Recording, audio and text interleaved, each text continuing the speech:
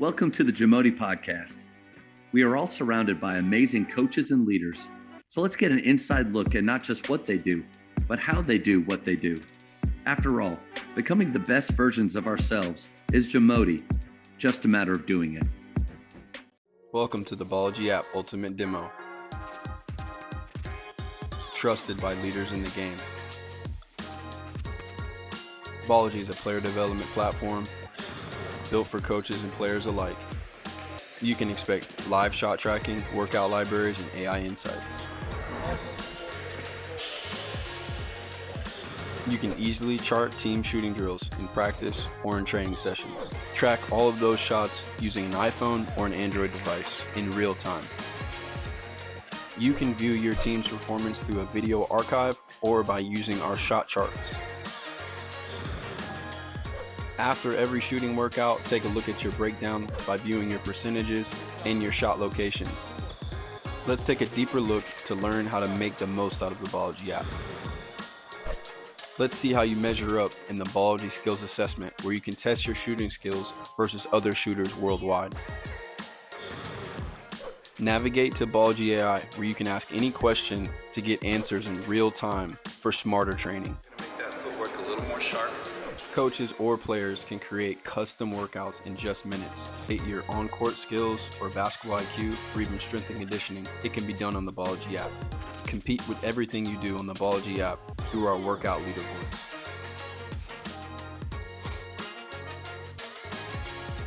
Elevate your game with the Ballology app. Download it for free today. I wanted to bring this story up real quick before. I love the questions that you chose, and we'll hit as many as we can. But this was something that I don't know if you remember. It was pretty early on in your time, and I brought a team from Faith down to a game, and we were kind of walking around, and you happened to be in the weight room at that moment, and I threw a question at you, and I said, "Hey, coach," and I had my high school players with me. I said, "Hey, coach, how many times a week should these high school guys be lifting?" And you didn't even hesitate. You just put up your hand. You went 5. And I looked at these guys and I was like, you see like how important it is. What are your views on like what high school kids, especially if they have aspirations to play in college, and it maybe depends on the time of year, but how much emphasis should they be putting on in the weight room, and what's that look like? Great question. We field those types of athletes all the time early on to Baylor, and you can tell an athlete that has been prepared adequately for that situation, starting with the warm-ups. I mean, you can watch the way they jog, the way they skip, shuffle, and it's, the fundamentals. But at that stage, there's some really good low-hanging fruit to prepare yourself for that next level out of high school, and it's balance in the body. We typically see across multiple athletes imbalances. So baseball pitchers have imbalances in their upper body because they use one arm predominantly to pitch. Right. Basketball players, if they're left or right hand dominant, tend to have a lower body imbalance in conjunction with that upper body. So right-handed guys, typically they have a little bit of a stronger left leg because the body works in a cross-lateral gait pattern.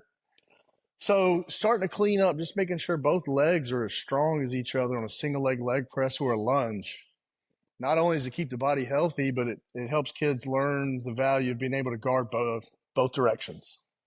Yeah. We talk about kids that have no left hand, or they've got the ability, they can't go right. If you can clean up this fundamental human movement in those early foundational stages in high school, it sets a better foundation to elevate your skill from. We see imbalances in the body where the majority of sport is upper body, front body, anterior body dominant. So we see a lot of pecs, a lot of biceps. We see a lot of quads. And to train those, an athlete coming towards you might look great with great shoulders, great arms, and, those quads popping over the knees. But as they walk past you, looking to see if they have any calf muscles, if they have a butt, if they have traps, if they have any depth in their back. I mean, we typically get a lot of athletes that can bench press the 185 NBA test because everybody knows the NBA is preparing you to do that.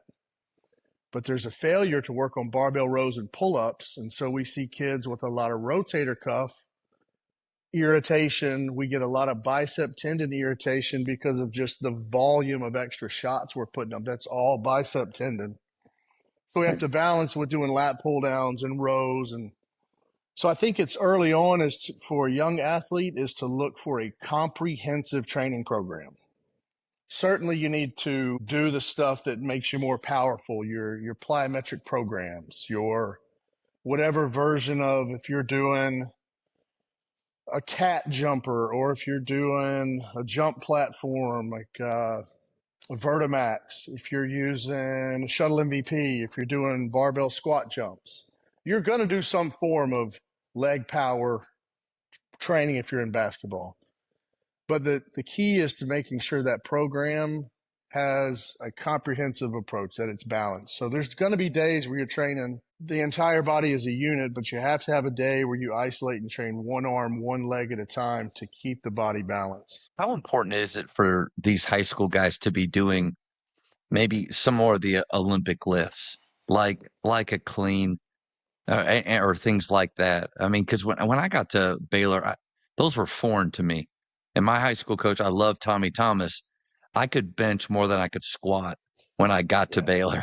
So I was probably the dude that you're talking about for sure right there. But, how much should we be introducing that? And because I would imagine a lot of high school coaches listening on this, especially if they're smaller schools, they're also the strength coach for their program. And like me, they're not professionals in that. So what are your thoughts? It is a double-edged sword. The thing that's attractive about the Olympic weightlifting movements is that their speed of movement and the power output are more closely synonymous, in sync with actual sporting movements.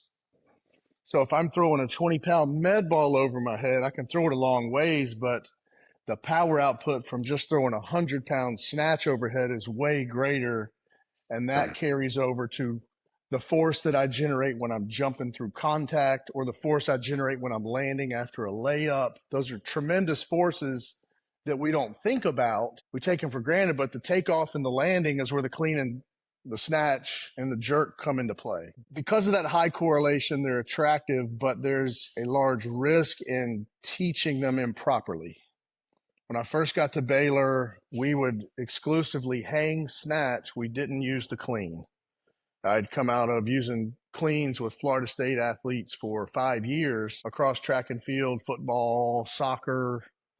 But for some of these basketball athletes, the differential between their wingspan and their height with these really long arms makes it kind of sketchy racking the bar for a front squat catch on a clean. With snatches, we were able to use a little bit lighter load, and if they got in trouble, they could let the bar go safely to the floor.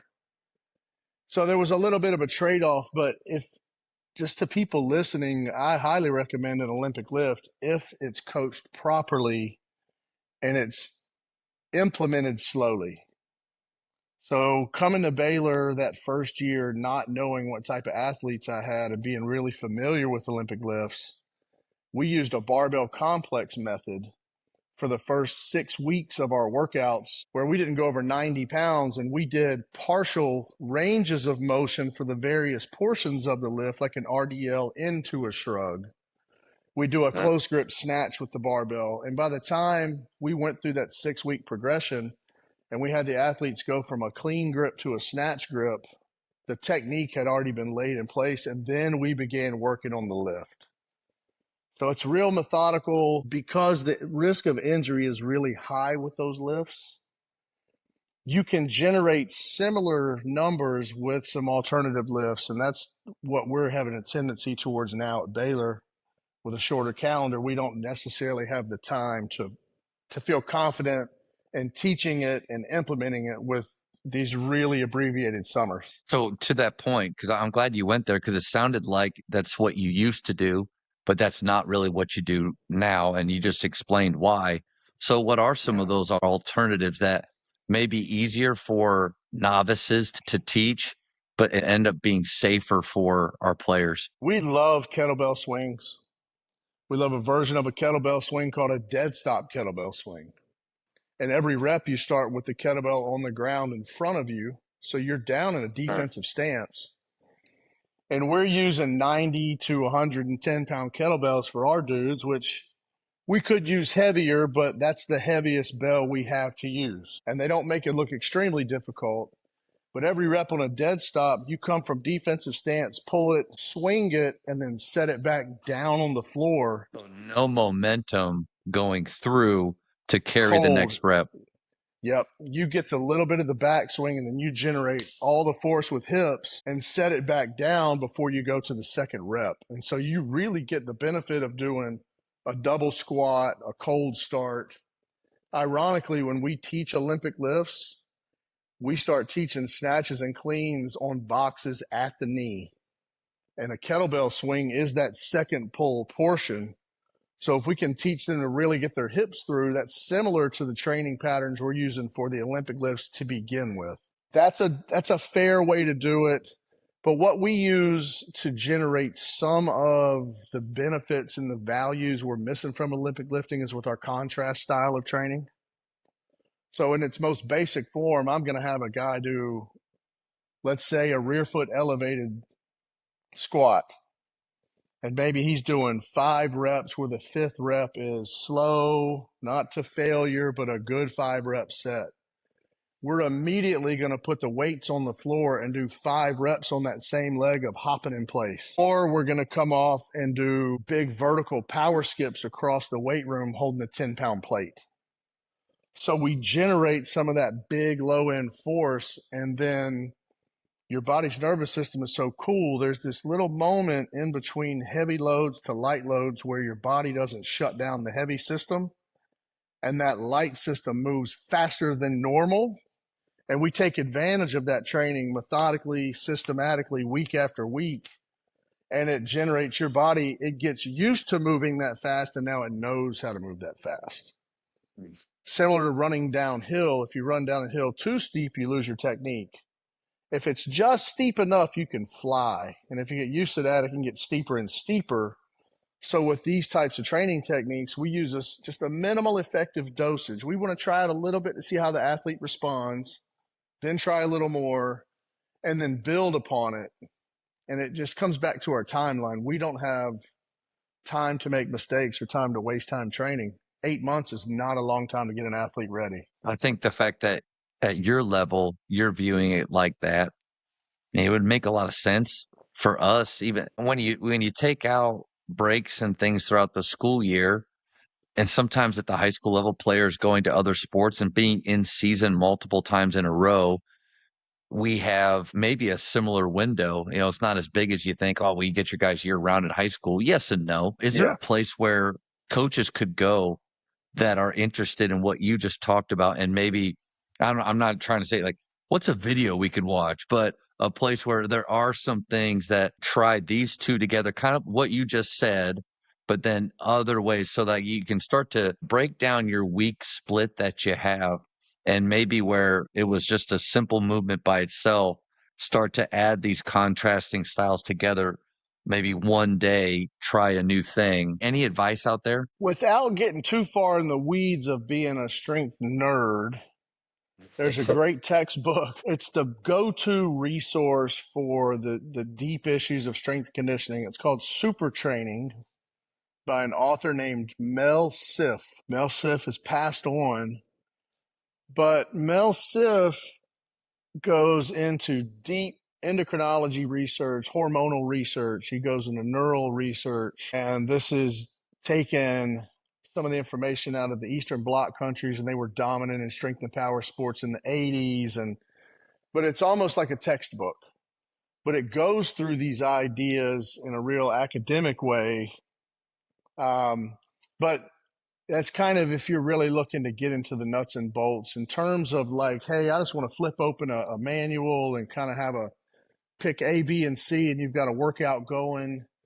I don't know of a resource that's quite that easy. I mean, there's a ton of research on YouTube. You can just dig up so many guys putting those videos out. But if I ever get this book written, it'll be in the book that I'm supposed to write. My wife's kicking my butt for not doing it. So I'll buy it. No doubt. No doubt. That's a great idea. Thank you for checking out today's episode. Please take a moment to subscribe to this podcast, share it with your fellow coaches, and find us on social media for what's coming up next on the Jamodi podcast. It's just a matter of doing it.